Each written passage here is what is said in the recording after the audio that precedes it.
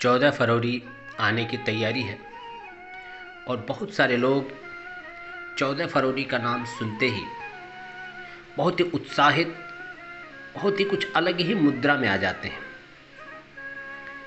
मैंने इसके ऊपर काफ़ी कुछ जानने का प्रयत्न किया और कुछ बहुत ही इंटरेस्टिंग चीज़ें आपके सामने रखने का मैं प्रयत्न कर रहा हूँ। जैसा कि हम जानते हैं कि सृष्टि की सबसे पुरानी सभ्यता भारतीय सभ्यता से दुनिया के अधिकतर सभ्यताओं ने बहुत कुछ सीखा और मूलतः सब कुछ इन्हीं सभ्यताओं से सीखा। और आप पाएंगे कि तीसरी सेंचुरी में एक संत वैलेंटाइन नाम के स्पिरिचुअल व्यक्ति ने भारतीय परंपराओं से प्रभावित होकर यूरोप में एक नई क्रांति का प्रारंभ किया और उस क्रांति का नाम था कि लोग लिविंग रिलेशन में न रह करके संबंधों को शादी के पवित्र बंधन में बांधें और जीवन को एक शादीशुदा वर्षों वर्ष तक, जन्म जन्मांतर तक साथ में रहने का प्रयत्न करें। जब वहां के सम्राट क्लॉडियस को पता चला तो उसके मंत्रियों ने उसको समझाया कि यदि हमारे युवा शादी जैसे अटूट बंधन में जुड़ने लगेंगे तो सेना के लिए हमारे पास सिपाही नहीं मिलेंगे और हमारी सेना कमजोर हो जाएगी। क्लॉडियस ने वैलेंटाइन को समझाने का बहुत प्रयत्न किया कि आप ये इमोशनल बॉन्ड में युवाओं को जुड़ने के लिए प्रेरित ना करें। लेकिन संत वैलेंटाइन ने अपने कार्य को कंटिन्यू किया। एक समय के बाद सम्राट क्लॉडियस ने सेंट वैलेंटाइन के इस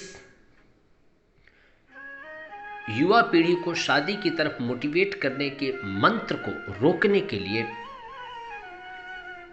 उनको फांसी की सजा सुना दी।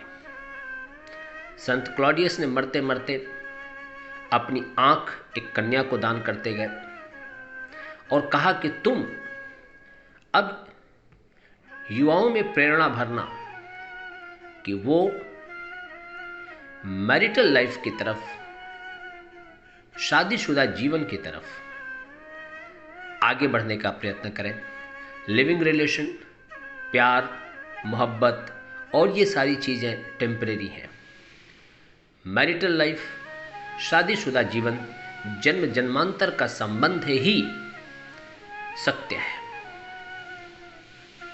समय के साथ यूरोप के कुछ देशों ने इसको समझने का प्रयत्न अवश्य किया और उन्होंने इसको अपनाया भी। लेकिन जैसा कि हम देखते हैं भारत में पापी बॉलीवुड और कुछ बुद्धिजीवी लोगों ने अधिकतर यूरोपियन कॉन्सेप्ट्स को एक अलग ढंग से भारत में प्रस्तुत करने का प्रयत्न किया है और उन्हीं में से एक वैलेंटाइन डे भी है। मैं युवाओं से और प्रत्येक व्यक्ति से निवेदन करता हूं कि आप वैलेंटाइन के एक्चुअल महत्व को समझें, उनकी फिलॉसफी को समझें, उनके कॉन्सेप्ट को समझें।